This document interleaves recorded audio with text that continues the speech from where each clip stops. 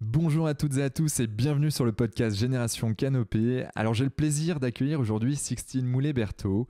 Entrepreneuse depuis l'âge de 17 ans, Sixtine a lancé avec son frère et deux associés Le Crayon, premier média digital de débat avec 1,2 million d'abonnés qui a pour but de réunir les désaccords de la société autour d'émissions mémorables. Parallèlement au Crayon, elle a développer des thématiques de cœur, ou du moins ces thématiques de cœur, sur l'intelligence relationnelle, la psychologie, le personal branding, l'entrepreneuriat des femmes, bref, tout ce qui touche en fait au développement de soi, mine de rien, et c'est tout l'intérêt justement de ce podcast Génération Canopée. Alors, sois la bienvenue Sixtine, comment te sens-tu? Comment vas-tu toi? Bah écoute, super, je suis ravie de faire ça avec vous. Et puis, euh, et puis non, moi je trouve ça génial les gens qui font des podcasts intéressants. Donc, je suis ravie d'être de la partie. Bon, ravi d'avoir ce compliment, comme quoi on fait des podcasts ou des épisodes intéressants.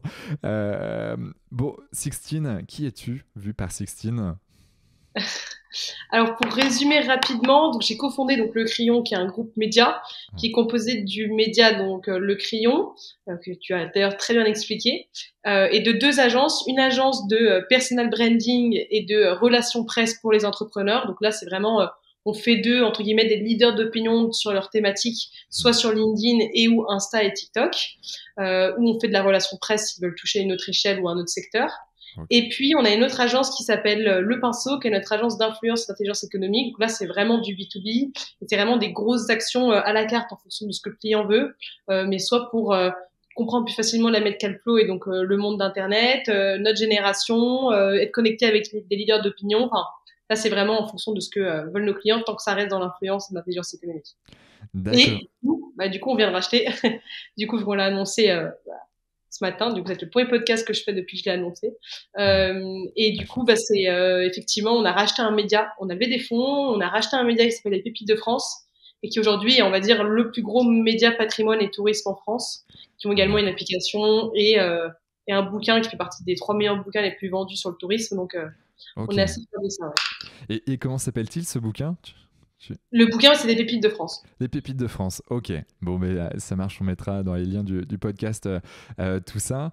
Bon, en tout cas, super annonce et merci de nous le partager et en étant le premier podcast derrière. C'est quoi ton histoire en fait, Sixtine? Comment t'es arrivé à développer l'entrepreneuriat chez toi avec ton frère? Comment c'est arrivé tout ça? Bah, c'est vrai que je suis très passionnée de politique depuis que je suis toute petite. Et Ouais. étant la dernière de la famille, j'ai toujours dû m'adapter aux débats familiaux et aux discussions, même si je n'y comprenais pas grand-chose il y a 10 ans, on va dire. Et donc la réflexion est arrivée du fait que les seules personnes avec lesquelles je pouvais parler de politique étaient mes professeurs. Donc en fait, c'est là que toute l'idée de lancer un média qui en fait réconcilie notre génération avec la sphère médiatique et à la fois avec la politique, ça me paraissait essentiel à l'époque. J'en ai parlé avec mon frère Valran, qui lui est un passionné de débat. Donc en fait, on a jumelé un peu les deux idées, et c'est comme ça qu'en fait tout le processus est arrivé. Et puis, D'accord. Et puis voilà, tu t'es lancé donc il y a 4 ans et maintenant ça n'arrête pas. Et ces thématiques, là, le personal branding, c'est arrivé comment? C'est quelque chose que tu as toujours, voilà, l'image, ça a été quelque chose d'important pour toi depuis toujours ou... pas, pas plus que ça. C'est juste qu'on a très très vite compris qu'on est on vit et on grandit dans une société et un écosystème où en fait il y a tellement plus de gens qui se lancent parce que en fait t'as juste l'accès à l'information qui est beaucoup plus facile qu'avant, et tant mieux d'ailleurs. Mais Hmm. donc ça fait aussi qu'il y a de plus en plus de concurrence et d'entreprises qui existent, et que les seules manières de vraiment te différencier et de faire en sorte que les clients ont plus envie de travailler avec toi, ou dans tout cas d'adhérer à ton projet, c'est par le fait que tu as un personal branding qui est fort et qui est identifiable.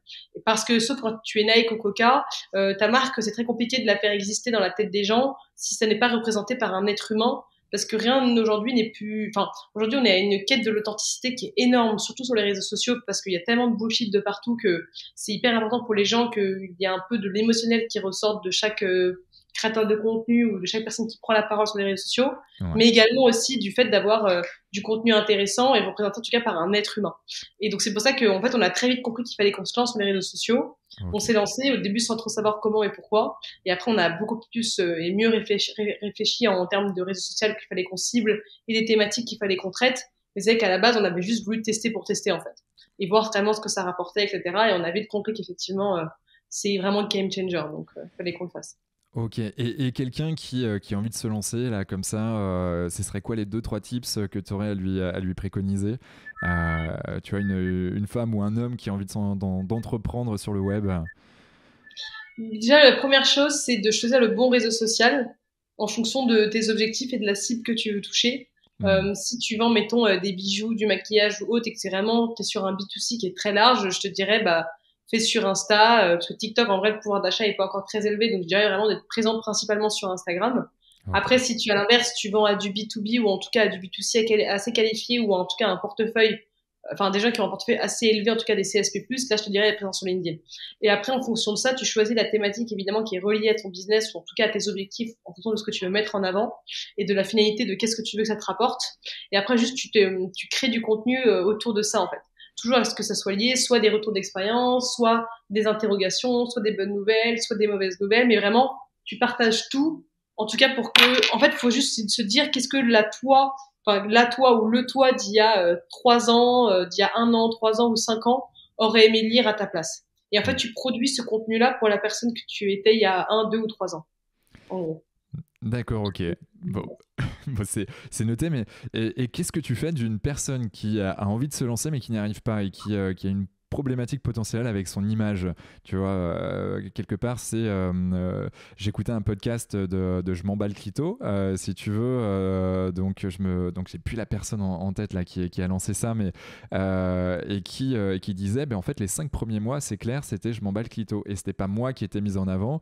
Et donc, du coup, parce que je ne voulais pas être connu. Et puis après, il y a eu un revirement de situation qui a été fait. Et donc, aujourd'hui, bon, c'est quelqu'un d'un peu plus populaire, si je puis dire. Mais comment tu pourrais, ou quels sont les tips que tu pourrais donner aux personnes qui auraient du mal à se lancer comme ça? Je dirais, alors, soit vraiment vous avez du mal et que vous avez besoin d'un gros boost, donc vous faites appel à une agence. Nous, c'est ce qu'on fait. On accompagne beaucoup de gens qui ont peur justement de pas, qui ont soit ce syndrome de l'imposteur, soit qui ont aussi pas le temps de s'en occuper, hein, ce qui est la réalité de beaucoup de gens, et qu'ils ont Ouais. compris qu'il fallait le faire.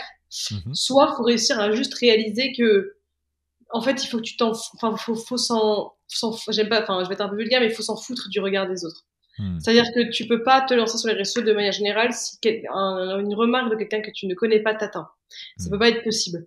Parce qu'effectivement, il y a quand même beaucoup plus de gens bienveillants que malveillants, mais en fait, tu t'exposes quand même, et derrière Bien les sûr. abonnés, ça reste quand même des êtres humains, il faut quand même que tu aies un minimum confiance en toi, ou en tout cas confiance en ce que tu vas dire, pour que tu aies cette force-là. Donc d'abord, je dirais que c'est un travail sur soi-même, ou alors Ouais. tu le délègues à quelqu'un d'autre qui le gère pour toi, et en fait, à la force que quelqu'un le fasse pour toi, tu en fait indirectement gagnes confiance parce que tu vois les résultats et t'es un peu plus détaché, donc c'est assez super.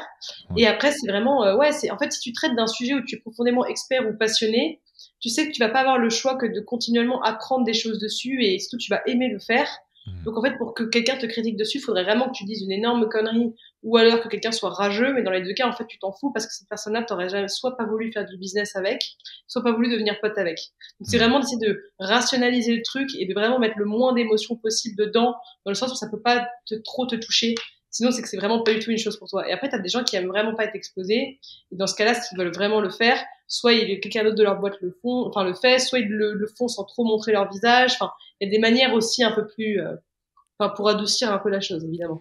Ouais. Et quand tu dis travailler sur soi, tu aurais des préconisations justement à faire là-dessus ou pour travailler son image de soi?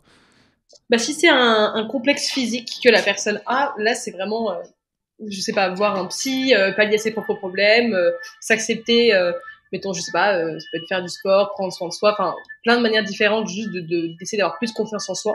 Si c'est un problème de stress, de pas être assez expert sur ce sujet, bah, soit de vraiment travailler un minimum, dessus pour vraiment quand même être capable d'en parler. Après, il faut juste réaliser que les réseaux sociaux, c'est jamais les experts.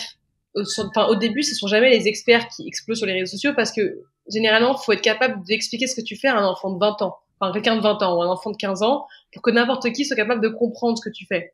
Et donc en fait, au début, forcément, quand tu t'y mets, quand ce soit sur Instagram où le format c'est 1 minute à 1 minute 30 de vidéo, ou un post LinkedIn, tu peux pas montrer que tu es méga expert parce que c'est trop court. Ou alors ce serait trop long et ça saoulerait tout le monde et ça marcherait pas.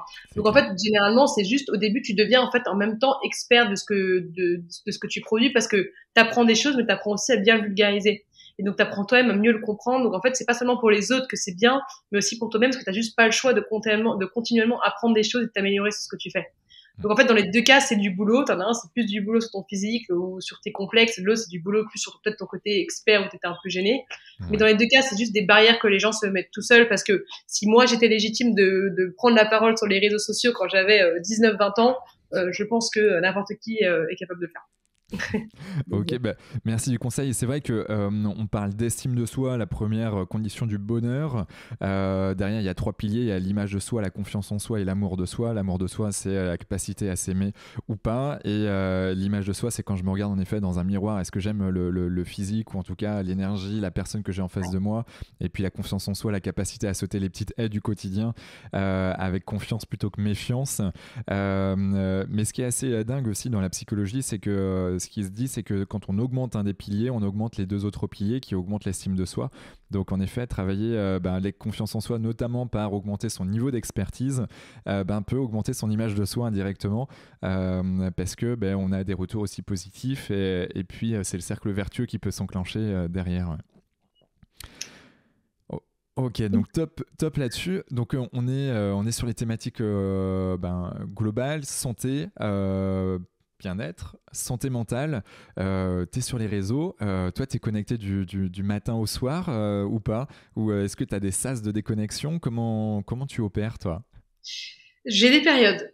J'avoue que je suis quand même très très connectée, mais plus parce que je produis du contenu que parce que j'en consomme. Je consomme très peu ce que font les autres personnes, sauf 2-3 personnes qualifiées que j'aime bien suivre. Sinon, je suis très peu sur les réseaux sociaux pour consommer ce que font les autres. Déjà, moi, passer du temps dessus pour le publier, ça me prend beaucoup de temps. Après, aujourd'hui, j'essaie juste de faire en sorte que les réseaux sociaux soient pas forcément une priorité dans le sens où soit je décide que ça en est une par rapport au fait que je dois produire du contenu et qu'il y a un objectif précis, soit je me force à faire en sorte que ça n'est pas une priorité. Et typiquement, Instagram, au début, quand j'ai voulu développer très vite mes réseaux sociaux, effectivement, c'était une priorité dans ma journée.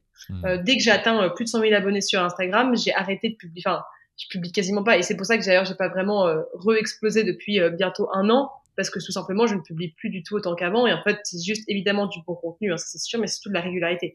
Et là, je vais m'y remettre. Donc là, mon compte va repartir parce que je sais très bien comment faire péter un compte sur les réseaux sociaux. C'est mon job. En revanche, j'avais juste pas le temps de le faire et moins envie, certes aussi, je pense. Parce que quand tu montes une boîte et etc., tu t'en fous en fait. Je suis pas solopreneuse, je suis pas influenceuse, je suis entrepreneuse et avec une grosse ambition et qui a pour but de faire bouger les choses. Et en fait, je peux pas m'occuper de ma journée de mes réseaux sociaux en fait. C'est juste 10 fois plus important et intéressant à faire.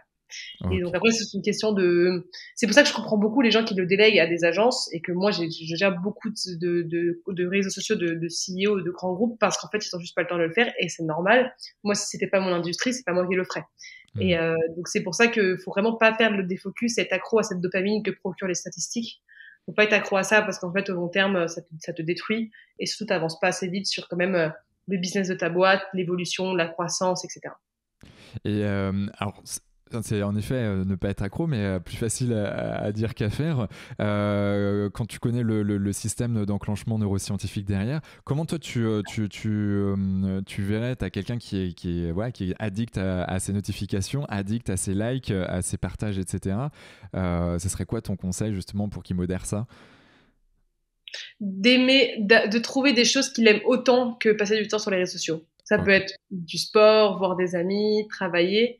Mais je pense que les gens qui passent beaucoup trop de temps dessus de manière même limite pas saine, sont soit des gens où c'est que leur métier. Ils sont que influenceurs, donc ils ont évidemment que ça à faire, c'est leur outil de travail. Soit les gens qui ne font rien de passionnant dans leur vie et qui s'ennuient. Parce que si tu aimes profondément ton boulot, ou ton sport, ou voir des amis, ou ta famille, ce que tu veux, en fait, passer du temps sur les réseaux sociaux ne peut pas être plus important. Sinon, c'est que ça veut dire que t'as un manque à pallier et que ce truc, cette dopamine qui te rend accro est plus forte que tout le reste. Donc là, c'est plus vraiment une prise de conscience personnelle qu'il faut avoir dessus, je pense. Ok, donc en gros, il faut continuer à bosser sur soi là. Ouais, ça marche là-dessus. Toi, tu as des rituels dans ton quotidien pour aller mieux, en termes de matière de santé au sens large, pas que santé mentale. Est-ce que tu as des activités en particulier? Certains font de la méditation, d'autres du sport, d'autres juste marcher dans un espace vert. Tu as des trucs, toi? J'adore faire du sport. Je fais au moins 3-4 fois par semaine de la muscu parce que Ouais. ça me fait beaucoup de bien. Pas seulement physiquement, c'est juste bon, évidemment ça te maintient en forme physiquement, c'est sûr, mais surtout psychologiquement, ça Ouais. te fait te surpasser. T'as des jours t'as aucune envie d'y aller, bah t'y vas quand même. Donc c'est assez agréable. Surtout après, tu te sens hyper bien. Et surtout, je me nourris de manière assez saine. Avec Hmm. des produits de qualité, c'est paraît débile, mais je fais quand même hyper attention à ça. Parce qu'en fait c'est quand même relié après à tes cheveux, à ta peau et moi je fais hyper attention à moi et je passe beaucoup de temps dessus parce que je pense que si tu prends soin de toi, t'as plus facilement envie de t'appliquer après dans d'autres choses qui te concernent, que ce soit ta famille, tes amis, parce que d'abord tout commence par soi et Hmm. généralement tu le vois même très facilement sur les gens qui vont pas bien et qui sont un peu déprimés ou autres, ça se voit d'abord et avant tout sur leur physique. Tu vois, ils ont le crâne qui est très abîmé, les cheveux qui sont très secs, une peau qui est dure, des grosses cernes. Hmm. Même si j'ai appris d'ailleurs que la majorité des cernes que l'on a ne sont pas liées au manque de sommeil, mais sont liées au manque de fer ou de je sais plus quel. J'ai vu ça D'accord, l'autre jour. ok. J'ai Ah, vu une je étude ne dessus. savais pas. C'est Ok. pas faux parce que moi parfois je suis hyper fatiguée, j'ai pas de cernes, donc je trouvais ça bizarre. Et j'ai des amis, ils dorment beaucoup, ils ont des énormes cernes, donc en fait je m'étais déjà fait la réflexion avant. Et Hmm. effectivement, j'ai lu une étude américaine dessus d'un scientifique, il faudrait que je la retrouve, mais qui expliquait qu'on a une seule cerne qui est reliée au sommeil. Les autres, c'est relié à un manque d'une vitamine en particulier que quelqu'un ne comprendrait pas assez.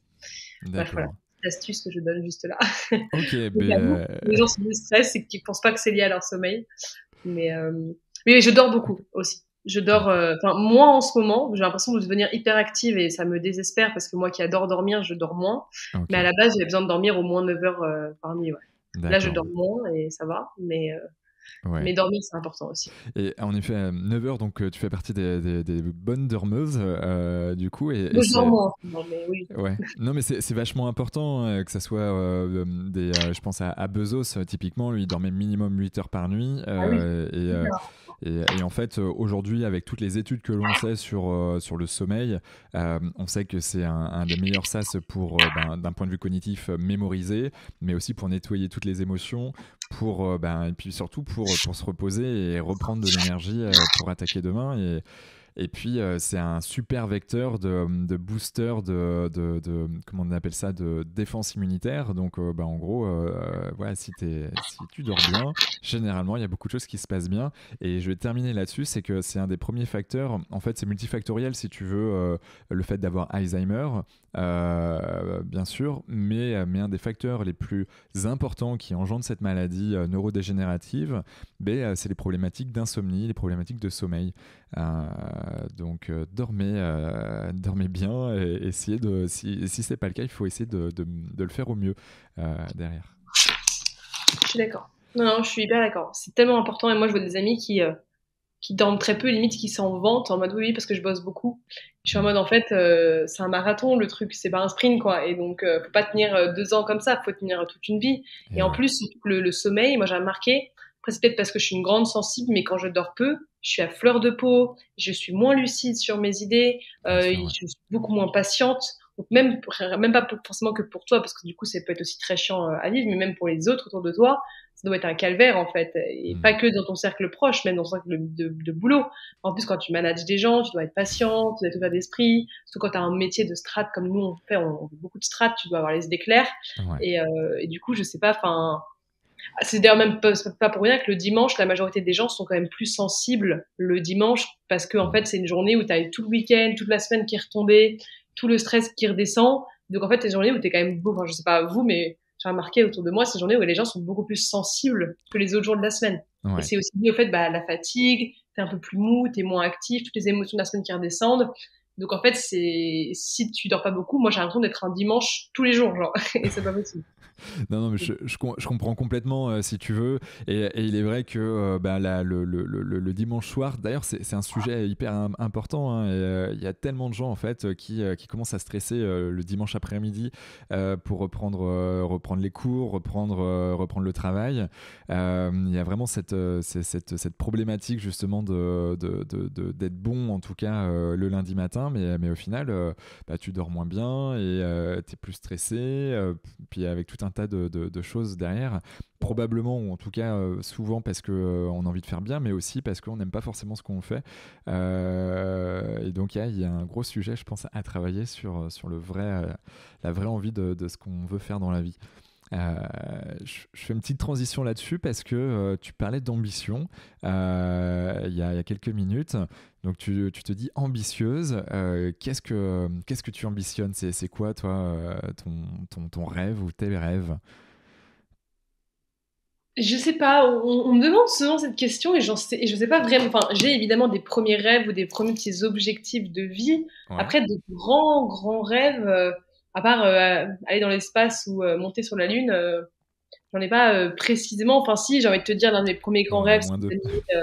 Ouais, non, mais voilà, mais à la limite, ouais, ce serait quoi? Ce serait animer le débat du second tour de la présidentielle sur mon propre média. Ça, c'est un de Ouais. mes premiers vrais objectifs. Mais d'un autre côté, je mets plus ça comme c'est un rêve, bien sûr, mais comme c'est faisable, je mets moins ça comme un rêve, mais plus comme un objectif, parce qu'en fait, les rêves, Mm. généralement, c'est quelque chose d'utopiste, c'est quelque chose qui est vraiment quasiment impossible que ça arrive.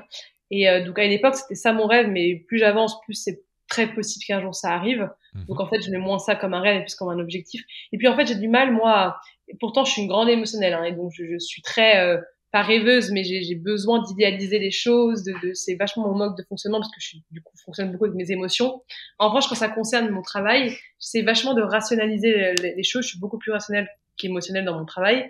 Donc ça fait que j'essaie de moins voir les choses comme des rêves, mais plutôt comme des objectifs à atteindre. Et Mm. si c'est des objectifs 10 fois trop disproportionnés, j'essaie de ne pas trop y penser parce que ça peut vachement t'induire en erreur justement par rêve ou par égocentrisme ou par vision trop débordante. Et c'est pour ça que j'essaie de vraiment faire étape par étape, voir comment ça évolue. Et après, on a tous des rêves. Hein. Voilà, moi, le plus grand, c'est d'aller dans l'espace, c'est de monter sur la Lune. Mais t'en as d'autres qui vont te dire, c'est d'avoir des enfants et de monter une famille. C'est le cas Bien aussi. Mais sûr. en fait, vraiment, j'ai vraiment considéré qu'un rêve, c'est quelque chose de tellement difficile que normalement, ça n'arrivera jamais. Mm. Donc, après, parce que sinon je pourrais dire oui, à avoir des enfants plus tard, ça évidemment. Mais en fait, je pense que comme tout le monde enfin, comme tout le monde, comme on va dire une majorité de personnes, et c'est quelque chose normalement de assez réalisable parce que ça fait partie de l'être humain, quoi. Donc, Ouais. Ouais, mais d'aller dans l'espace, ça va de plus en plus, tu vois, alors, c'est un prix, hein, mais si tu vas avec Virgin Galactic, c'est un peu plus ouais. de 120 000 euros, tu vois, Je sa pense que place. si je deviens, j'espère, extrêmement riche, je me l'offrirai. Je Ouais. refuse de mourir sans avoir testé. En fait, moi, je pars du principe. Moi, je suis une grande optimiste. Je suis hyper optimiste comme personne. On n'a qu'une vie. Ouais. Et donc, moi, je veux y profiter à fond. Et en fait, c'est pour ça que je fais aujourd'hui en sorte de ne jamais avoir de regrets. Je préfère vivre avec des remords que vivre avec des regrets. Mm. Donc, en fait, je teste tous. Enfin, je teste pas tout, pas du tout. Ouais, être bien bizarre de dire ça comme ça, mais je fais tout ce que j'ai vraiment envie de faire, tant que c'est pas du tout inconscient ou débile, Mm. parce que je veux pas plus tard regretter. En fait, on a eu la chance d'être dans une génération contrairement à celle de nos grands-parents, et c'est très intéressant d'ailleurs quand si ça c'est plutôt pour les gens qui nous écoutent, parlez-en avec vos grands-parents, parce qu'ils ont tellement pas vécu dans la même génération que nous, que rien Mm. qu'aujourd'hui le fait de, mettons quand t'es une femme d'avoir connu plusieurs mecs avant de te marier, pour la génération de nos grands-parents, c'est pas possible. Et déjà C'est ça, clair. pour eux, ils voient ça comme une forme de liberté qui est juste incroyable. Et ils te Ouais. disent vraiment limite, même moi, ma grand-mère, elle m'avait engueulé quand je lui avais dit que j'avais un copain à l'époque, parce qu'elle me disait c'est pas possible à ton âge, il faut que tu t'amuses en fait. Et c'est marrant de cette perception de, en fait, réaliser la chance que vous avez d'avoir autant de liberté et de possibilités. Vous vivez Ouais. dans un monde qui est génial et ça va être encore plus le cas pour vos enfants, etc. Parce que sauf si un jour on passe dans une dictature, ce que j'espère pas, mais je ne pense pas. Ouais. Qui fait qu'en fait, il faut juste profiter. Et je sais pas pourquoi je te parle de ça, je sais plus d'où j'étais partie, je suis partie un peu trop loin dans mon explication. Profiter, rêve. Et du coup, il faut rêver Ouais. parce que c'est important, c'est ça qui maintient, c'est ça qui te donne envie de te lever le matin, c'est ça qui te Mm. motive à faire des choses. Mais il faut juste pas faire des rêves qui sont trop disproportionnés parce que je pense qu'à la fin, on ne les atteint jamais. Et si les gens vivent que pour ça peut les rendre malheureux. Mm. Moi, dire que je vois plutôt les choses en termes d'objectifs et que bah, c'est pas grave si un jour tu n'y arrives pas, au moins tu auras essayé et tu te seras battu pour, que vraiment comme un rêve. Parce qu'en fait, tu as beaucoup de gens, et je le réalise, hein, même moi autour de moi avec mes amis, énormément de gens font des choses qu'ils détestent au quotidien. Ils attendent qu'une seule chose, c'est d'être le vendredi soir, et ils sont déprimés quand ils sont le dimanche soir, et ils s'explosent la tronche avec de l'alcool ou ce que tu veux les week-ends pour compenser le fait qu'en fait ils ont des semaines horribles. Et moi je suis en mode, moi qui à l'inverse je préfère mes semaines à mes week-ends, alors que j'adore mes week-ends, hein, mais vraiment parce que j'adore ce que je fais, je me dis mais comment, et alors que je suis très jeune, tu vois, mais je me dis déjà la différence par rapport à quand j'étais au collège, je la vois très vite. Ouais. D'un coup t'adores ton quotidien. Et je me dis mais comment les gens peuvent continuer à accepter de se dire, parce qu'en fait c'est énorme de se dire en fait t'aimes pas ta semaine et t'aimes que tes week-ends, etc. Mais je me dis si les gens se rendaient compte de tout ce qu'ils pourraient faire dans leur vie, de toutes les possibilités qui existent, Mm. moi c'est l'entrepreneuriat qui me l'a appris, mais les gens seraient tellement plus heureux en fait. Et c'est pour ça que souvent les gens fonctionnent vachement avec des rêves et des trucs un peu impossibles à avoir juste pour compenser le fait qu'ils sont surtout ils ont un quotidien qui est pas hyper heureux. Et moi Mm. ça me désole quand je vois ça autour de moi parce que je leur dis mais les gars, je suis pas forcément 10 fois plus intelligente que vous, je suis pas forcément 10 fois plus bosseuse que vous. Bon, certains si, mais je suis pas Einstein, j'ai pas 10 fois plus de compétences que vous. Faut juste oser, trouver le bon moment. Évidemment, être bon et travailler, ça, c'est sûr que je travaille peut-être plus que la majorité des gens que de mon entourage, mais en fait, c'est possible juste parfois de changer ton quotidien si tu le veux. Et c'est un truc que ça changerait tellement la vie des gens que, bref, je sais pas pourquoi. On part hyper loin là-dessus. On peut pas Non, lancer mais justement, c'est complètement, non, mais c'est des... complètement ok là-dessus. Ça me va très bien. En effet, là, tu fais mention à plein de choses et notamment le fait d'être animé par ce que l'on fait. En effet, si tu bosses plus que la moyenne aujourd'hui, c'est parce que tu aimes ce que tu fais et c'est la problématique, mine de rien, d'un certain nombre de personnes aujourd'hui qui, déjà, qui se cherchent. Donc c'est bien qu'ils se cherchent, mais il y a ceux qui ont aussi abandonné de chercher. Typiquement, on accompagne des entreprises dont je ne vais pas citer le nom, mais en tout cas certains de leurs collaborateurs en fait, et beaucoup de collaborateurs terrain, donc ceux qui sont voilà, sur le terrain et qui ont un travail qui est assez manuel et qui est parfois à des conditions un peu rudes, d'être dehors en plein été ou en plein hiver par exemple, et dans le monde du BTP. Et en fait, on accompagne justement ces entreprises-là et quand on va à leur rencontre justement pour travailler sur leur santé au sens très large, j'ai envie de même dire de bien-être, parce que la santé fait partie des piliers du bien-être. Y a aussi cette connexion où en fait, on essaye de les reconnecter aux rêves. Je dis ça parce qu'en fait, ces personnes-là en fait, alors ont certainement rêvé parce que quand t'es gamin, tu rêves automatiquement. Sauf qu'en fait, ils sont arrivés dans une phase où pour eux, rêver en fait est impossible. Et donc du coup, ça sert à rien de rêver. Typiquement, on intervient et j'aime bien prendre l'exemple de Philippe Croison. Philippe Croison, c'est une personne qui a été quadri-amputée, qui a fait la traversée de la Manche, qui a rallié les 5 continents à la nage, qui a fait le Paris-Dakar et qui l'a terminé. C'est une personnalité exceptionnelle et qui justement avait des rêves mais qui ne les réalisait pas avant son accident, justement parce qu'il avait ses 4 membres quand même, et du jour au lendemain en fait il se retrouve sans ses 4 membres et c'est là qu'il a commencé à accomplir ses rêves. Je pense que quand tu vis des choses aussi horribles que ça, voilà, tu perds des membres, que ce soit membres au sens figuré ou comme au Ouais, sens physique, dans le bien sens sûr. partie personnelle, mais en même temps tu perds des proches, enfin, des choses qui vraiment te font tellement de mal, ou en tout cas qui te forcent à changer ton quotidien par obligation. Je Mm. pense que d'un coup tu vois vachement le monde différemment. Et Ouais. que t'en as justement qui s'en relèvent et qu'au contraire qui s'en relèvent tellement bien qu'à l'inverse ils sont heureux, ils font des choses qu'ils auraient jamais pu faire et ils changent drastiquement de vie mais ça les rend hyper heureux.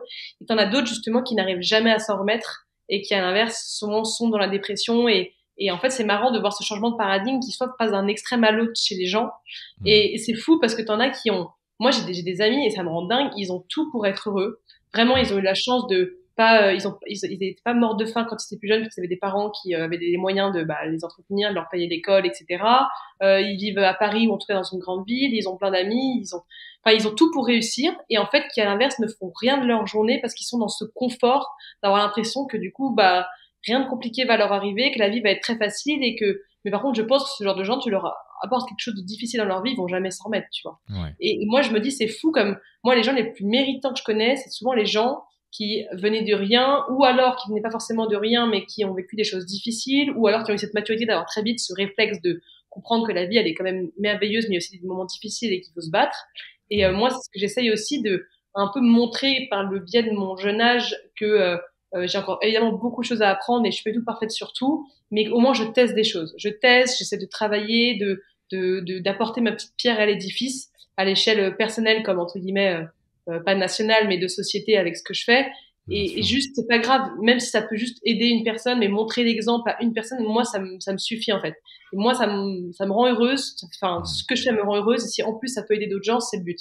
Mais quand je vois même mon cercle proche qui ne se bouge pas, parfois ça m'attriste un peu. Je me dis, c'est fou parce que t'as tout, quoi. Enfin, j'ai vraiment des amis très proches et en fait, à la fin, tu t'éloignes forcément automatiquement d'eux parce que t'as un alignement qui est trop décalé. Même leurs valeurs te déplaisent parce qu'en fait, Mm. ils sont pas méritants. C'est souvent des gens qui sont des gros tricheurs, soit des gens malhonnêtes parce que juste par flemme ou par autre et au bout d'un moment, ça te déçoit, quoi. Tu te dis, putain, j'ai rencontré telle et telle personne qui n'est de rien. Ils ont, mettons, bâti une super belle boîte. Ils se battent. Ils sont méga heureux, méga généreux et t'en as, ils ont des moyens. Ils sont hyper radins ou d'autres qui font rien de leur journée. Enfin, bref.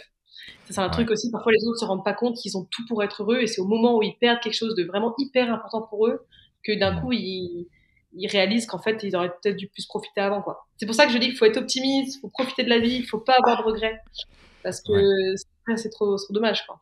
Ah, mais je suis complètement en phase avec toi. Catherine Testa, si tu nous écoutes, qu'on a enregistré avec elle il y a quelques temps maintenant, avec l'optimisme.com et Point Pro, qui prône ça, bien évidemment. Et c'est vrai que, tu vois, j'ai eu l'occasion de faire de l'humanitaire avec Pédiatres du Monde il y a quelques années. J'avais 20 ans ou 21 ans quand je suis parti avec eux. Et tu pars en Afrique. Alors, c'était le Maroc, mais pas le Maroc qu'on connaît de Marrakech, Agadir Essaouira. C'était vraiment le Maroc en plein désert où justement bah, il y avait des familles qui n'avaient même pas de quoi manger et qui mangeaient en fait de la terre rouge en fait et qui étaient dans des niveaux de détresse assez puissants. Et quand tu vois ça et que tu reviens, waouh, ça chamboule un peu et je me dis que d'aller voyager, même si on parle d'écologie, mine de rien, ça fait du bien et ça peut remettre les choses en place pour certaines personnes. Tellement d'accord. Et bah moi justement, je l'ai fait aussi au Bénin. D'accord. Moi j'étais au lycée français de Lausanne en Suisse et Ouais, en fait ouais, ouais. l'école avait plein d'autres écoles dans le monde, dont beaucoup c'était des écoles que en fait les élèves payaient pas l'école et c'était vraiment des vrais projets pour aider les enfants là-bas. On avait été au Bénin dans un petit D'accord. village. Enfin, t'as l'impression qu'ils vivent vraiment pas à la même époque que nous. C'est hallucinant, sauf avec les déchets, ce qui est horrible parce qu'en Et fait ils ouais. vivent sans rien mais avec des déchets, ce qui est Hmm. atroce. Ouais. Et en fait, les enfants, ils avaient rien, mais ils étaient tellement heureux. Et ça te prend une claque. Mais Hmm. une claque tellement violente quand tu viens d'un, d'une grande ville ou que tu viens d'un monde où en fait tu as accès bah, à la voiture. Enfin, c'est con, mais des trucs où tu ne vis pas dans la rue. Et bah, Oui. de voir des gens tellement heureux qui se contentent de rien. Vraiment, quand t'as envie de rester là-bas parce qu'en fait, ça te Ouais. rend toi-même tellement heureux, c'est tellement fort émotionnellement. Et après, quand tu rentres, t'as vraiment envie de secouer tous les gens qui se plaignent alors que tout va bien dans leur vie, tu vois. Hmm. Et, euh, et donc c'est un truc que je parle très peu que j'ai fait ça parce que tu vois j'avais été quoi 3 semaines et enfin je vais pas commencer à dire ouais j'ai fait de l'humanitaire alors j'y suis allée 3 semaines non je suis pas ce genre de gens qui va se vanter de ça mais en revanche là parce qu'on en parle moi c'est un truc qui m'avait tellement marqué et que dès que j'ai plus de temps je repars faire des trucs comme ça parce que ça apporte tellement aux gens et en plus à toi-même ça t'apprend tellement de choses ça fait du bien c'est une bonne Hmm. claque qui fait du bien à tout le monde je pense. Ouais, ouais, ouais, c'est qui fait du bien à tout le monde. Je pense que ouais, c'est nécessaire. Après, je sais pas comment on peut amener ça en France pour avoir un impact. Mais bon, après, il y a l'effet de vie, il y a le fait de perdre un membre en effet de sa famille qui potentiellement te fait réfléchir. Et nous, on l'a vu, on a accompagné pas mal d'entrepreneurs, donc plutôt 2020-2021, si tu veux, avec une de nos sociétés. Et en fait, c'était des entrepreneurs plutôt qui avaient la cinquantaine, qui venaient nous voir, qui nous disaient voilà, j'ai eu un, deux, trois rappels au niveau du cœur, au niveau du cerveau, qu'il faut que je prenne davantage soin de moi et donc comment faire justement pour aller mieux. Mais sauf que c'est dommage, ces personnes-là, ils avaient déjà des rappels quand ils avaient 30 ans. Les premiers problèmes de santé arrivaient quand ils avaient entre 35 et 40 ans généralement. Et c'est dommage d'attendre là. Euh, Bien sûr. Je suis d'accord. donc voilà les problématiques. Tu parles d'intelligence relationnelle. C'est quoi l'intelligence relationnelle pour toi? C'est une très bonne question. Pour moi, c'est la capacité de comprendre le fonctionnement de la personne avec laquelle tu discutes ou tu échanges, mais pas en fonction de comment toi tu aurais réagi à sa place, mais vraiment en fonction de comment elle réagit dans telle ou telle situation. Du coup, pour résumer, avoir une empathie très développée, mais où tu es capable de à la fois comprendre comment fonctionne la personne et comment à la fois soit appuyer sur les, les bonnes choses pour soit avoir une discussion intéressante, te rapprocher de la personne, enfin faire du business avec la personne. C'est plein de manières différentes. En tout cas, c'est vraiment comprendre l'être humain dans le côté émotionnel. Et comme on fonctionne tous très différemment, c'est intéressant de comprendre comment fonctionnent les gens, parce que souvent les gens ont tendance à dire oui, mais enfin moi dans telle situation j'aurais jamais fait ça. Et là je me dis mais les gens sont trop bêtes parce qu'en fait oui toi dans telle situation t'aurais jamais fait ça, mais la personne elle fonctionne pas comme toi, donc c'est normal que dans telle situation elle a fait tel ou tel choix. Et t'as beaucoup de gens qui parfois ne comprennent pas que c'est pas aussi facile que juste de retourner la situation inverse et de se mettre à la place des gens en te disant tiens j'aurais pas forcément fait la même chose, mais de comprendre pourquoi la personne dans son fonctionnement à elle elle a réagi comme ça. Et du coup ça permet beaucoup plus facilement de régler des problèmes, d'éviter des problèmes, de pardonner aux gens, d'accepter les défauts des gens. Et même en termes de business, moi, ça me sert énormément parce que du coup, je comprends très facilement quel genre de client ou de prospect j'ai en face de moi. Donc, soit pour les closer, c'est plus facile parce que je vois très vite si on va bien s'entendre, si on va bien matcher et ou comment bien appuyer sur les bons tuyaux. Soit très vite, je me rends très vite compte si c'est que personne est malveillante, manipulateur ou que ça va être un enfer à gérer parce que très vite, très rapidement, quand tu poses deux, trois questions en fonction des réponses ou de la manière d'être ou le body language, tu vois très vite, en fait, un peu le visage des gens. Et t'as souvent beaucoup de gens qui s'inventent une vie ou qui racontent n'importe quoi, mais souvent qui se trahissent tout seuls avec leur visage, leur sourire, leur manière d'être, même leur body language. Enfin, c'est con, mais ça en dit tellement sur toi que je trouvais ça intéressant. Alors moi, c'est un sujet qui me passionne depuis toujours et qui est aussi lié aux relations amoureuses. Hein. Ça fait partie du même truc. Ouais. C'est pas la même chose, mais ça reste des émotions, donc c'est quand même que de l'irrationnel, c'est que de l'émotionnel, les relations amoureuses. Et donc moi, ça m'a passionné très vite parce que très jeune, j'ai voulu comprendre ça. Et donc, en fait, ça a été lié à ça. C'est vraiment longtemps après que je l'ai développé dans le business, mais à la base, c'était vraiment commencé, je pense, par les relations amoureuses de quand t'es au lycée avec tes potes et que voilà. Et après, c'est un peu plus loin en relations humaines, de manière générale, amitié, parce que comprendre pourquoi tels gens sont autant décevants et qui ne changent pas et qu'en fait, t'arrives pas à changer profondément les gens si eux-mêmes ne veulent pas vraiment changer. Enfin, bref, tu comprends plein de choses. Et moi, c'est un truc qui me passionne. Je pourrais en parler pendant des heures de ça. Et ça a vraiment commencé par le fait que je conseillais et j'écoutais beaucoup mes amis dessus plus jeunes. D'accord. Et quels sont les conseils que tu donnerais justement là-dessus tu parles d'empathie, comment développer un peu plus son empathie. En effet, tu prêches un convaincu, hein, ça c'est clair dans toutes les sphères. Alors il n'y a pas que le business comme on vient de l'évoquer, mais il n'y a pas que dans les relations, on va dire amoureuses, mais en fait c'est dans toutes les relations que tu as en permanence, que ça soit avec ton boulanger ou ta boulangère quand tu vas chercher ton pain, que ça soit avec tes voisins ou que ça soit avec tes parents.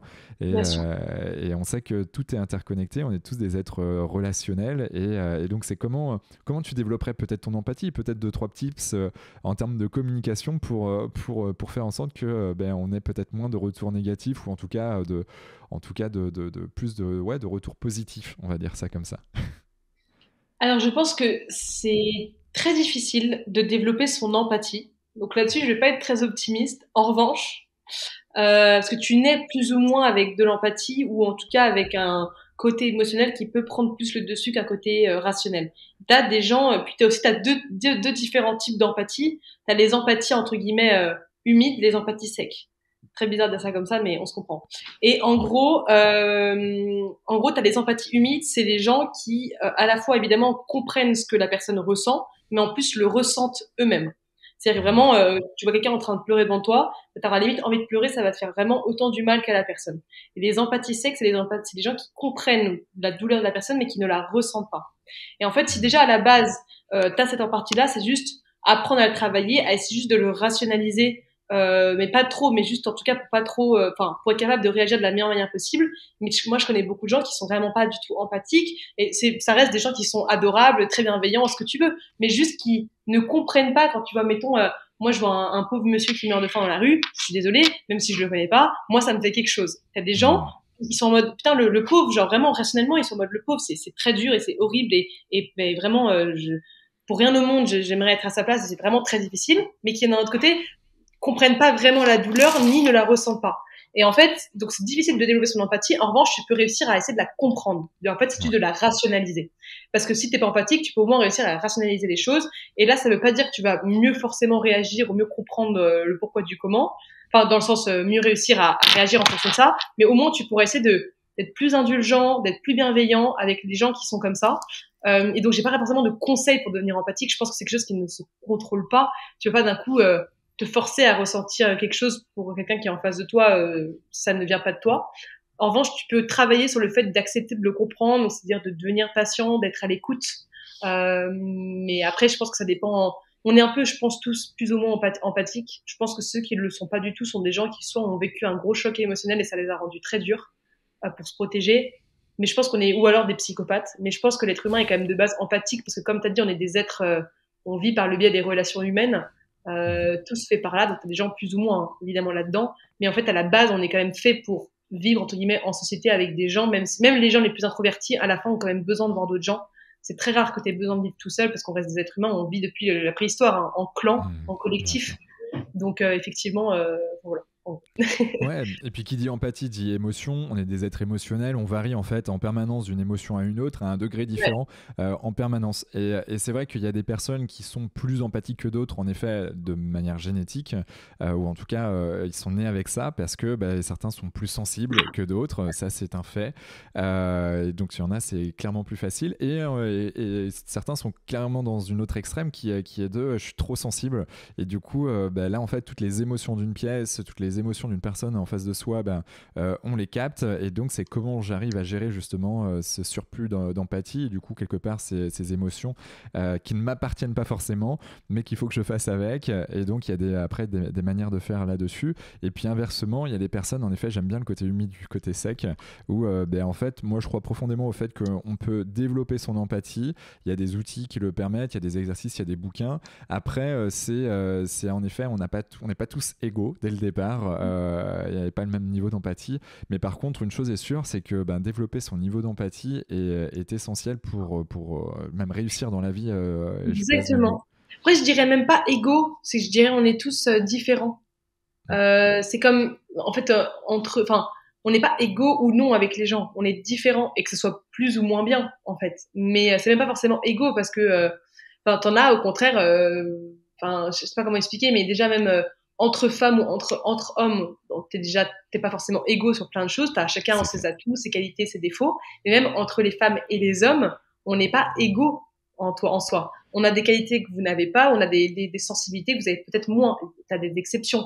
Mais moi, je pars du principe qu'on est plus différents avec ce que ça apporte de bien et ce que ça apporte de pas bien, que on est égaux en fait. Tu peux pas demander à une femme d'être aussi forte physiquement qu'un homme. Alors, c'est jamais ce que j'ai dit. Hein. C'est pas du tout ce que je sais. Non, je sais. Du coup, j'ai entendu cela là-dessus. Non, évidemment, je te dis ce que tu as dit. Non, c'est moi qui le pense et qui rebondit là-dessus. Mais justement, ça m'intéresserait d'avoir ton avis, de savoir ce que tu penses, toi, de ça. Parce que moi, je pars du principe que, tu vois, vraiment dans le sens biologique du terme et même de notre manière de penser, on n'est pas forcément égaux. Moi, je trouve qu'on est très différents avec ce que ça a de bien et ce que ça a de pas bien. Mais d'ailleurs, il y a beaucoup plus de gens qui commencent à accepter de comprendre ça et de faire des réflexions dessus. Moi, ça m'intéresserait d'avoir ton avis là-dessus, justement. Ouais, en fait, mon avis est assez clair sur les émotions. Il y a des tendances, a priori, d'après certains mouvements, où en gros, les femmes sont plus sensibles que les hommes. Moi ma croyance, en tout cas, c'est pas vrai. Alors peut-être parce que je suis quelqu'un d'assez sensible, voire potentiellement très sensible, mais parce que j'ai peut-être un angle qui est différent à ce niveau aussi. Mais ça n'empêche que quand tu enlèves les codes que mes grands-parents, que mes parents peuvent avoir, et que je vois avec les nouvelles générations, j'ai l'impression que les hommes sont quand même de plus en plus sensibles, ou du moins ils sont peut-être de plus en plus eux-mêmes là-dessus. Ça n'empêche qu'après on a des énergies différentes. C'est vrai que il y a des personnes avec qui les femmes ont une énergie, on va dire, on dit féminine, et l'autre masculine. Donc en effet il y a le côté un peu plus masculin, brut d'un côté, féminin peut-être plus empathique, plus compréhensif. je suis assez, je suis pas encore hyper à l'aise avec ça. Autant avant j'étais assez à l'aise sur le fait en effet masculin homme d'un côté, féminin femme de l'autre. En fait on est un peu de tout ça et que je pense que dans les années à venir ça sera de plus en plus équilibré là-dessus. Mais clairement nos générations passées, nos parents, nos grands-parents et ainsi de suite, c'est très distinct. Mais je suis d'accord avec toi aussi sur le fait que là on est plutôt sur la partie émotionnelle.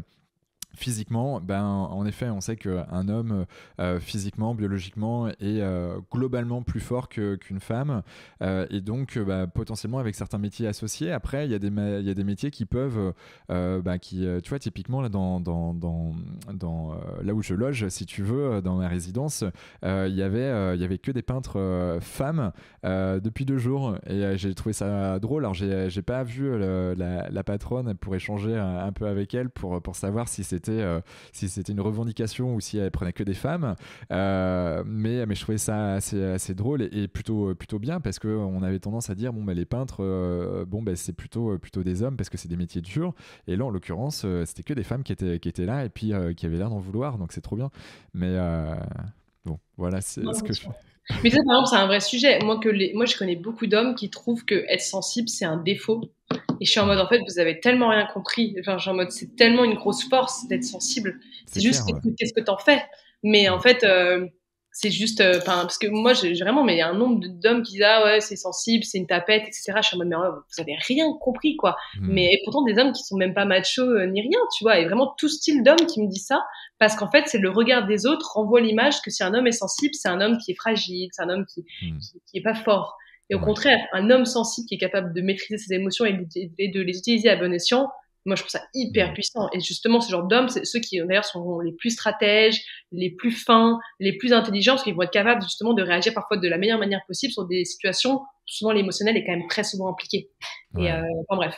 Mais du coup, c'est pour ça que je disais que on est très différents, c'est que même dans l'éducation, etc., t'élèves une femme pour qu'elle soit sensible, toute douce, etc., t'élèves un homme pour qu'il soit fort et puissant.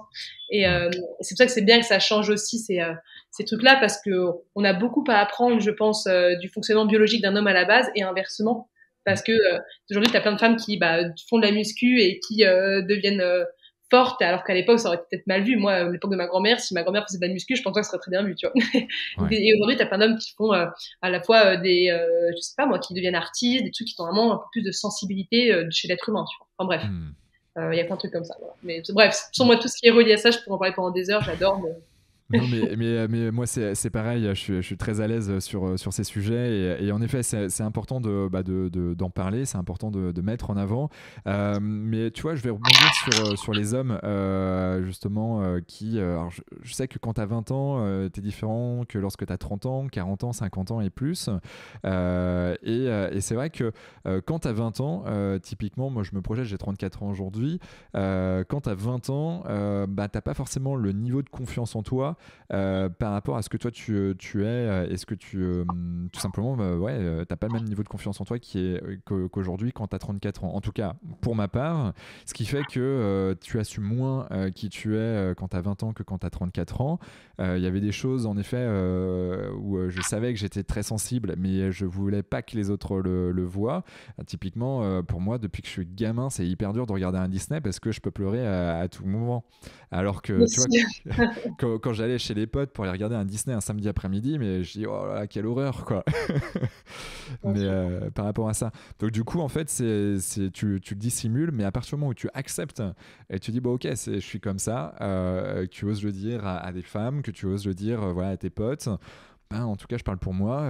En fait, c'est une libération et c'est complètement OK. Et dans ce podcast, ça nous est arrivé notamment de pleurer avec Philippe Croison, justement, tous les deux. Et c'est OK, quoi. C'est comme Bien ça. sûr, bien sûr. Enfin, pleurer, ça reste une émotion comme une autre. Hein. Je sais pas pourquoi c'est négatif. Les gens sont Clairement. gênés de pleurer parce que je pense que c'est parce qu'ils se dévoilent en fait. Ils ont l'impression d'être vulnérables. Et donc effectivement, si tu es entouré de gens malveillants qui peuvent facilement te manipuler, ça peut être dangereux parce que comme tu es vulnérable, tu peux facilement te faire avoir ou avoir des gens mal intentionnés. Mais à l'inverse, si tu es entouré de bonnes personnes, c'est c'est tellement puissant parce que tu te mets entre guillemets un peu à nu. Et c'est là où généralement tu as les discussions les plus intéressantes, les plus profondes. C'est là où tu apprends beaucoup mieux à connaître les gens en fait. Parce que tu sais, t'as souvent beaucoup de gens qui ont ils ont tous un peu une, une sorte de carapace qui se mettent et en fait, dès qu'ils boivent un peu d'alcool ou dès que tu rentres vraiment en discussion en profonde avec eux, qu'ils se sentent en Mhm. sécurité, qu'ils se sentent à l'aise, parfois, t'as même des gens, leur ton de voix change. Ouais, bien C'est sûr. hallucinant et je me dis, mais comment tu fais pour vivre constamment en n'étant pas vraiment toi-même? Ça doit être fatigant, quoi, tu vois? Je me dis, mais c'est des malades, les gens. Et moi, étant tout le temps moi-même, parfois même un peu trop, je suis un peu trop cash et un peu trop direct et un peu trop extravertie, je me dis, mais en fait, les gens parfois doivent me prendre pour une folle parce qu'en société, que je sois seule avec mes frères chez moi ou dans une boîte ou un restaurant, je vais pas changer. Donc parfois, tu as Mhm. des gens qui peuvent me trouver, je pense, très bizarre au premier abord parce que je suis grande extravertie, je suis un peu tactile, j'adore me marrer et je vais pas changer en fait, que je te connaisse pas ou que je te connaisse, je vais être pareil. Et t'as des gens Ouais. qui aiment, des gens qui aiment pas. Mais après, t'en as beaucoup qui essaient d'avoir ce petit côté prout-prout, un peu de faire attention à tout. Mais je pense qu'ils Mhm. mettent beaucoup plus de temps à créer des liens avec les autres parce qu'ils sont pas vraiment eux-mêmes, quoi. Sauf quand ils sont vraiment dans une zone de sécurité, mais enfin, où ils se sentent bien et ce qui n'arrive pas tous les jours. Ouais, Donc, ou s'ils créent des liens, ce ne sont pas forcément des liens qui sont faits pour eux et qui vont être hyper solides parce que tu es obligé de jouer un rôle bon. derrière et ça c'est hyper dur, je comprends complètement. Si je t'emmène sur le bonheur, sur le fait d'être heureuse, qu'est-ce que tu mets dans ton quotidien pour y tendre? Prendre soin de moi. Ça, c'est vrai que ça me rend profondément heureuse parce que ça me rend aussi fière. C'est con, Ouais. mais les gens, c'est un truc que j'ai vachement du mal à accepter, c'est les gens qui disent souvent, moi j'ai une amie qui est très jolie physiquement et qui prend mais vraiment beaucoup soin d'elle. Et t'as beaucoup de gens. Et à un moment, elle faisait une vidéo parce qu'elle a pas mal d'abonnés sur les réseaux et elle faisait une vidéo en expliquant que il fallait s'accepter tel qu'on est, mais pas dans le sens débile de faut non plus enfin mal prendre soin de soi et se nourrir n'importe comment et s'accepter. Bien sûr, faut s'accepter, mais il faut aussi prendre soin de soi d'abord pour soi plus que pour le regard des autres. Et t'as, je sais plus qui avait commenté en mode oui, mais enfin bon, c'est facile à dire pour toi vu ton physique.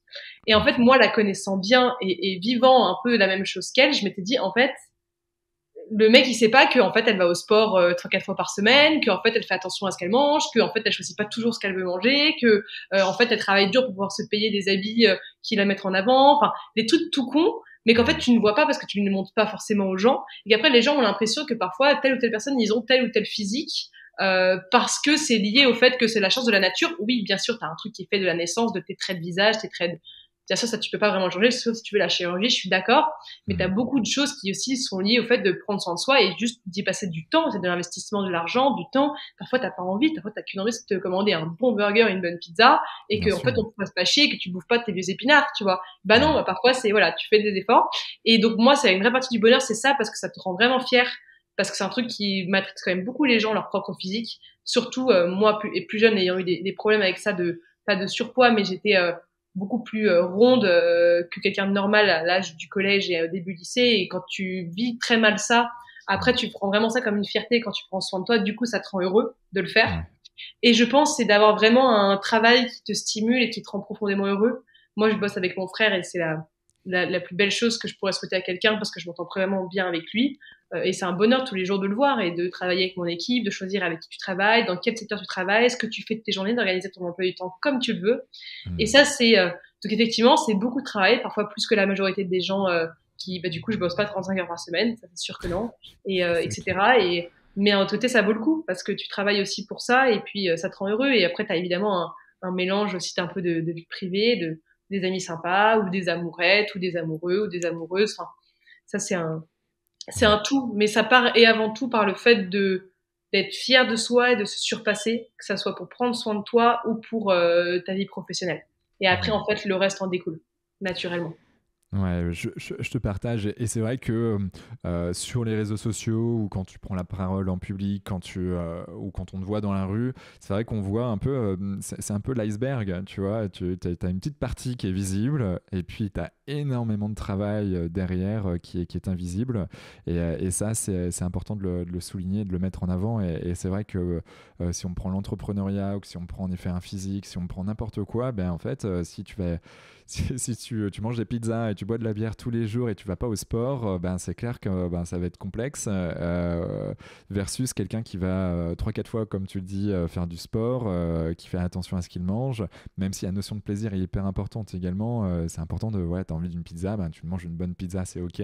Après, si tu manges des pizzas midi et soir tous les jours, bon, ça risque d'être un peu compliqué en fonction de ce que tu veux, mais c'est important d'avoir tout ça. Tu mentionnais le fait en tout cas le terme chirurgie à un moment donné.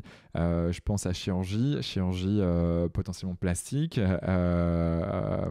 Qu'est-ce que pour toi, c'est plutôt quelque chose de positif ou pas? Est-ce que quel est ton rapport à ça?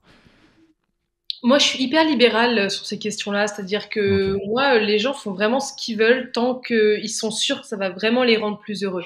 Hmm. Et vraiment, tant qu'ils sont sûrs qu'ils n'ont jamais, enfin, qu'ils n'ont pas tout testé avant pour pallier à leur complexe. Et en fait, moi, typiquement, euh, c'est un truc, moi, je ne ferais jamais sur moi. J'ai eu pourtant beaucoup de complexes plus jeune. Et à l'inverse, j'ai voulu d'abord vraiment tester de travailler sur moi et d'y passer même des années, hein. Hmm. C'est très dur, mais en fait, à la fin, tu t'acceptes tel que tu es. Et je pense que tant que les gens n'imposent pas de le faire, bah, très bien, faites-le pour vous, tant que vous êtes heureux, mais en revanche, qu'ils soient sûrs que ça les rende heureux, parce que beaucoup de gens parlent de la chirurgie, de à quel point après ils se sont sentis mieux et à quel point ils étaient heureux. T'en as beaucoup, en revanche, on a beaucoup qui racontent pas le fait qu'ils l'ont fait, qu'ils l'ont beaucoup regretté.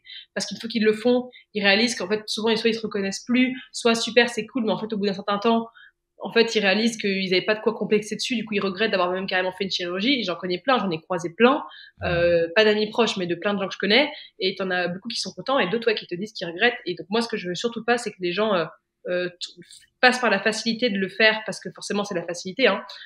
Quand c'est faire une liposuction parce que t'as trop de poids et que tu préfères faire ça que passer des mois ou des années à aller faire du sport, ou changer Hmm. ton alimentation, quand c'est t'as un complexe avec ton nez et que tu te dis, bah non, mais accepte-le, parce que, enfin, sauf si tu as un nez surdimensionné, mais normalement, enfin, la nature est quand même bien faite, donc tu peux avoir des nez plus gros ou plus petits, mais ça reste quand même généralement quand même assez asymétrique avec ton corps. Donc en fait, c'est juste Hmm. une question de s'accepter, mais je peux comprendre qu'il y en a qui n'y arrivent pas. Et après, voilà, moi, les gens font ce qu'ils veulent tant qu'encore une fois, ils sont sûrs de pas regretter. Ok. Bon, ben, en tout cas, c'est clair. On a beaucoup parlé de bien-être, de santé, de bonheur, santé physique, santé mentale.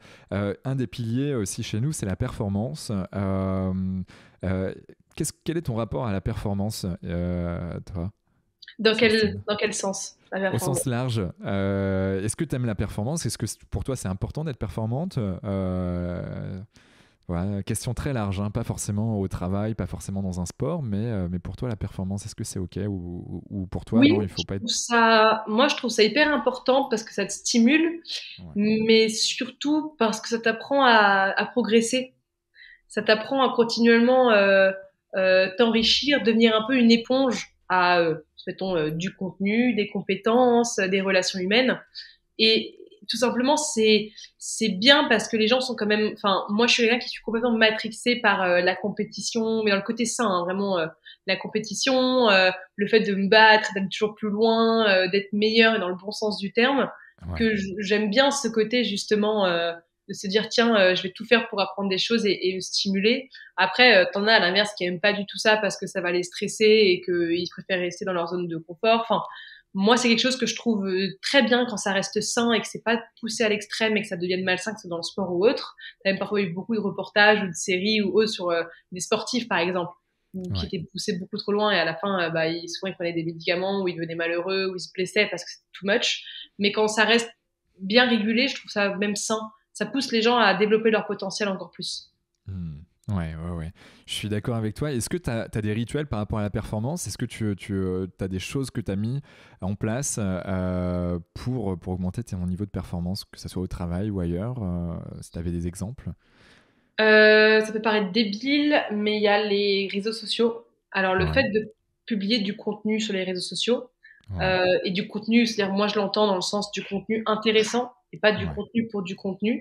Mhm. Moi, je ne veux pas tomber dans ce truc de tu publies du contenu pour publier du contenu.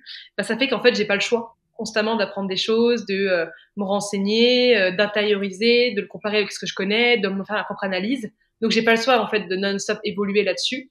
Et je dirais parfois des podcasts ou des petites vidéos YouTube ou même des discussions avec des gens que tu trouves brillants.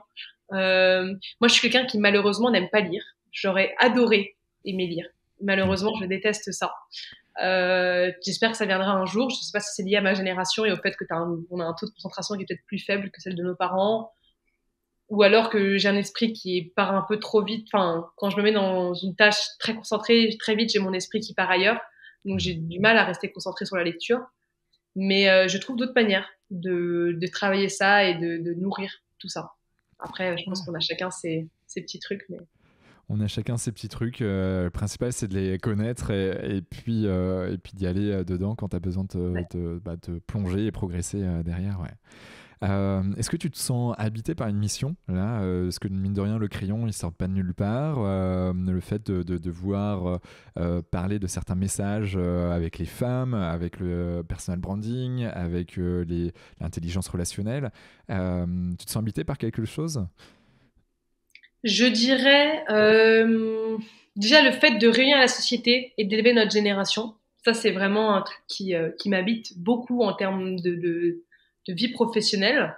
Ouais. Ensuite, c'est vrai que moi, je suis très pour que les gens prennent la parole en public et notamment les femmes, parce que je sais que quand t'es une femme, t'as vraiment ce complexe d'abord physique, parce que c'est ça, je l'ai remarqué, et c'est pas du tout du bullshit. Mais quand les gens te critiquent, moi, j'ai eu de la chance de pas trop le vivre à titre perso, mais je connais beaucoup de gens, ou même j'ai déjà vu des commentaires sur des gens que je connaissais pas forcément très bien, où dès que quelqu'un dit quelque chose, si t'es pas d'accord avec la personne, au lieu de la critiquer sur ses propos, tu vas la critiquer sur son physique. Et souvent, ça touche beaucoup de femmes. Et moi, j'essaierais vraiment de montrer que tu sois jeune, que t'es pas forcément hyper confiance en toi ou pas. Il faut te lancer sur les réseaux sociaux parce que ça t'apprend vraiment à avoir plus confiance en toi, à travailler sur toi, et surtout ça t'apprend à réaliser qu'en fait le regard des autres, tu t'en fous quand ça vient de gens que tu ne connais pas ou t'as pas d'attache émotionnelle. Donc en fait, ça te fait beaucoup de bien parce que ça te fait grandir et mûrir plus vite. Moi, ça m'est arrivé, je connais beaucoup de gens qu'on a accompagnés à qui c'est arrivé aussi. Et c'est pour ça que quand c'est bien fait, ça t'apporte beaucoup plus que ça ne t'en enlève. Et donc c'est pour ça aussi que je suis très pour que les femmes prennent plus la parole, que je sais que en plus du syndrome de l'imposteur qu'un homme peut avoir aussi, la femme elle a vraiment ce complexe d'avoir peur de critiquer sur son physique. Et en fait moi je veux leur montrer que déjà il y a quand même pas beaucoup de gens malveillants et de toute façon les gens qui le sont c'est des gens avec lesquels soit tu serais jamais devenu pote, soit avec lesquels tu n'aurais jamais travaillé. Donc en fait tu t'en fiches. Faut pas être Ouais. ami avec tout le monde quoi. Ouais, et c'est vrai que si on repart sur les réseaux sociaux, mine de rien, les algorithmes sont poussés pour montrer du contenu à des personnes qui veulent voir ton contenu. Et donc, je trouve qu'il y a quelque chose aussi de bienveillant, de positif, en tout cas dans ce sens, qui fait que, bon, bien sûr, il y a des haters, mais comme partout, j'ai envie de dire, mais globalement, c'est quand même positif. Et globalement, il y a des gens qui sont là plutôt pour t'encourager, pour te booster et te donner un peu de love quand on a besoin. Euh, On a parlé, mine de rien, que tu faisais 3-4 jours de sport, 3-4 fois de sport dans ta semaine, mais c'est quoi la journée type du lever au coucher de Sixtine? J'en ai pas vraiment. Ouais, Je fais quelque chose de différent tous les jours, c'est ce que j'aime bien aussi. Il y a des ok. jours où en fait je travaille très très peu sur l'opérationnel de ma boîte et je suis vachement en train de j'ai un déjeuner d'affaires, j'ai pas mal de podcasts dans ma journée ou de tournage où je me travaille mon propre self branding, donc je fais très peu de cas clients ou de prospection ou de négociation. Il y a des Ok. journées où à l'inverse je fais zéro tournage ni rien et je passe beaucoup de temps en call avec des clients, à travailler sur des clients, à réfléchir à la strat. T'as des journées, c'est des mélanges des deux. T'as des journées où en fait j'ai terminé hyper tard à cause d'un événement et du coup le matin je me lève un peu plus tard parce que sinon juste je ne tiens pas et je suis beaucoup moins productive. Les journées à l'inverse je commence très tôt et je finis très tard, d'autres je commence très tôt, je finis un peu plus tôt. Enfin ça se mélange un peu. J'essaie de faire du sport dès que j'ai un peu de temps. Tu vois, j'ai voulu y aller ce matin, bah malheureusement avec l'annonce de la levée, j'ai pas eu trop le temps parce que j'étais submergée de messages et que je savais que ce serait un enfer à gérer dans le reste de ma journée si je le gérais pas dès le instant Le T. départ. Donc, j'ai pas pu Ok. y aller. Du coup, ça m'a bien frustré tout le reste de ma journée. Mais j'essaie vraiment de me tenir à mon rythme de 3 4 fois par semaine, sinon je suis trop énervée en fait à la fin de la semaine et je suis hyper déçue quoi. Donc Hmm. bon, j'ai pas vraiment de journée de type. En revanche, j'ai des priorités. Donc mes réseaux sociaux et faire du sport, malheureusement, c'est pas une priorité. Enfin, Ok. c'est important, mais si j'ai quelque chose de plus important qui concerne ma boîte va être prioritaire.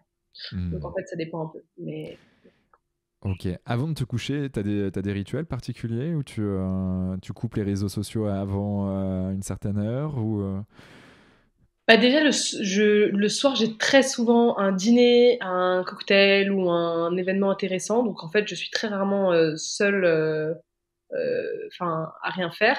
Et quand je suis seule à rien faire, euh, bah généralement, je me couche assez tôt et j'essaie de me regarder une petite série, un petit documentaire, mais je suis pas trop sur mon téléphone. Mais sinon, j'aime bien quand même checker. Moi, j'ai un défaut, c'est que je suis un peu maniaque des notifications. Et donc, en fait, Ok. ça fait que je peux pas me coucher avec trop de messages importants ou urgents que j'ai pas traités. Ça me fait que parfois, avant de me coucher, je suis un peu sur mon téléphone ou des trucs comme ça.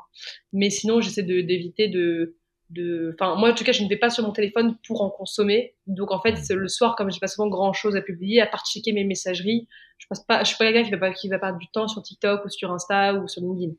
Ok. Pas du tout. Moi, c'est pas du tout mon délire, donc, pas trop. Ça marche. Bon, ben, très, très clair. Comment tu fais, toi, pour progresser? Je bouffe du contenu, beaucoup de contenu. Ok. J'apprends en échouant beaucoup, en testant des choses. Ouais. Et avec le retour aussi d'expérience de gens en qui j'ai profondément confiance et que je trouve plus brillants que moi dans beaucoup de domaines. Ça m'intéresse toujours d'avoir leur retour. Euh, et en travaillant, enfin, franchement, ça là-dessus, je suis pas très originale, je pense. Ouais, mais c'est assez important en tout cas de le mentionner et de le redire pour des personnes qui en ont besoin. Euh, Est-ce que tu as un gris-gris, une croyance particulière qui fait que déjà tu n'oses pas forcément le dire sur tous les toits, mais toi qui, voilà, en cas de coup dur, bah voilà, tu te dis quelque chose, voilà, un mantra ou peut-être tu as un gadget, un objet. Non, je me dis juste que la vie est profondément bien faite. Et qu'en fait, si c'est arrivé, c'est qu'il y avait une bonne raison que ça arrive et que je retrouverai mieux après. Que ça soit professionnellement, personnellement. Et c'est ce qui fait que tu te remets plus facilement d'une rupture amoureuse. Enfin, dès que le Hmm. choc est passé, parce que souvent le choc est tellement violent que t'as beau te dire ça passe pas. Mais dès Ouais. que le choc passe au bout de 4-5 jours, après tu rationalises beaucoup plus tout que tu te dis en fait c'est normal que ça a dû arriver, il y avait une bonne raison. Et en fait tu te forces à te dire ok, tu te concentres que sur les points qui font que c'est une bonne raison que telle ou telle chose ne soit pas arrivée ou soit arrivée, et tu te concentres sur enfin juste t'es optimiste quoi, t'es hyper Hmm. optimiste. Et moi, c'est ma Ouais. façon d'avancer dès qu'il y a quelque chose de difficile et d'accepter les choses. Quand j'ai aucune envie de faire un truc et que je dois le faire, je me dis, écoute, t'as de la chance, t'es heureuse, tu te bats pour ta vie, allez, accepte de faire ça si ça peut faire plaisir à telle personne, accepte de faire ça si après ça peut te rendre encore plus heureux. C'est vraiment toujours de penser à l'après et de réaliser aussi ce que j'ai construit, ce que je vis pour accepter plus facilement les trucs un peu chiants ou douloureux, ouais. Ouais, je comprends. C'est pas forcément toujours facile à faire, hein, bien sûr, mais ça m'aide Ouais. beaucoup. Hmm. C'est Ouais, un mais mindset, en fait. C'est vraiment un mindset. c'est un mindset, tu vois, je l'ai même affiché chez moi, tu vois, et pour bah, la vie est toujours bien faite. Moi, c'est ma croyance aussi depuis des années, et c'est vrai que bah, en cas de coup dur, bah, tu te raccroches un peu à ça, et mine de rien, en effet, ça peut être très très dur pour certaines personnes. C'est vrai que le fait de perdre un membre, mais après, il y a des raisons aussi, mine de rien, quand tu regardes, ben voilà, il est mort d'une crise cardiaque, ok, bah, regarde comment il mangeait, comment il vivait. Par exemple, après, il y a des faits de vie qui font que, ben, en effet, ça tombe comme ça. Après, c'est à toi de. Pas facile à faire, hein, mais d'avoir une introspection, d'essayer de travailler sur toi et puis d'avancer derrière. Je suis d'accord. On arrive sur les dernières questions de notre podcast. Qui me conseillerais-tu d'inviter sur ce podcast-là pour parler de santé, de bien-être, de performance, d'entrepreneuriat, de rêve, J'ai une personne, en plus je peux même te mettre en relation avec, elle est top. Elle Ouais, s'appelle Rafaela. Elle a fondé ok. une boîte qui s'appelle Yacon. Yacon, c'est un sucre. Ah, ça me Euh, parle. Ok. et en fait, le concept, c'est que du coup, c'est du sucre, sauf que c'est vraiment un sucre sain et vraiment naturel. Et qui d'ailleurs fait beaucoup moins grossir, etc., que le sucre normal. Ouais. Et elle est vraiment top. En plus, c'est une femme, elle entreprend aussi. Et je trouve que ce qu'elle fait, vu le sujet du podcast, ça conviendrait très bien. D'accord, ok. Donc Yacon, sucre. Donc on va Raphaëla, donc on va voir ça avec Vianney justement pour se mettre en relation avec elle. En tout cas, je peux Euh, non, enfin, vous envoyer son numéro quand vous voulez. Ouais. ok, bah avec grand plaisir dans ces cas-là. Tu écoutes toi des podcasts Ouais. Ouais. Lequel que tu conseillerais à nos auditeurs là justement d'écouter là, dernièrement un épisode que tu t'es dit waouh c'était top ou un podcast si t'as pas l'épisode en tête. Il y a le podcast de Les Jeunes Branches de Skelésia de Benoît Dubos. Ok. Je dis pas ça parce que c'est un super pote, mais c'est devenu un super pote parce qu'à la base, je lisais son contenu sur LinkedIn et que il m'avait reçu sur son podcast, et c'est comme ça qu'on est devenus hyper potes. Mais Ok, vraiment, c'est profondément brillant. C'est très business entrepreneuriat, en revanche. Mais ok. c'est vraiment que de la valeur ajoutée, que des tips activables, que du contenu vraiment intéressant, des réflexions vraiment poussées. Et ça vaut vraiment le coup quand tu veux mieux comprendre l'entrepreneuriat ou différents aspects de l'entrepreneuriat en fonction des différentes niches dans lesquelles tu te trouves. Il est profondément brillant comme entrepreneur. Et les invités qu'il reçoit et les sujets qu'il traite, il le fait très bien. Donc, Ok. voilà, c'est une petite recommandation. En effet, là, je suis en train de regarder ça, là, notamment sur Ocha, et donc il y a en tout cas des noms d'épisodes qui donnent envie. Donc, je ne le connaissais pas, et merci de le partager. Là, on mettra tout ça dans les liens des notes du podcast. Ok, pour ça, si on veut te joindre, comment on te joint? Sur LinkedIn. Sur LinkedIn? Instagram, je peux pas répondre, j'ai trop de messages. LinkedIn, j'en ai trop aussi, mais c'est le seul où je réponds. En tout cas, je lis tous les messages, je réponds quasiment tout le temps, et si je réponds pas, c'est que vraiment, enfin, c'est très rare que je réponde pas, quoi. Faut vraiment que ça soit un message de prospection ou un truc, voilà, où je réponds toujours. Ok, bon ben tout le monde sur LinkedIn, pareil, on mettra les liens vers ton LinkedIn, ton profil dans les notes. Euh, Est-ce que tu as un dernier mot à dire à nos auditeurs? Soyez optimiste. Profitez de la vie et réalisez qu'elle est profondément bien faite. Ok, bon ben parfait mot de la fin, et je pense que ça sera même le titre de l'épisode. Bah, merci infiniment Sixtine pour tout ce que Merci à tu as toi. pu nous dire. Je pense que voilà, on a eu des belles leçons, en tout cas des belles pistes de réflexion, peu importe où on en est nous dans notre vie. Et puis bah, pour toutes celles et ceux qui nous écoutent encore, bah, moi je vous dis à très vite pour un nouvel épisode avec une nouvelle personnalité aussi remarquable que Sixtine. Allez, très bonne journée, très bonne soirée, très bonnes vacances à toutes et à tous, et à très bientôt. Ciao, ciao.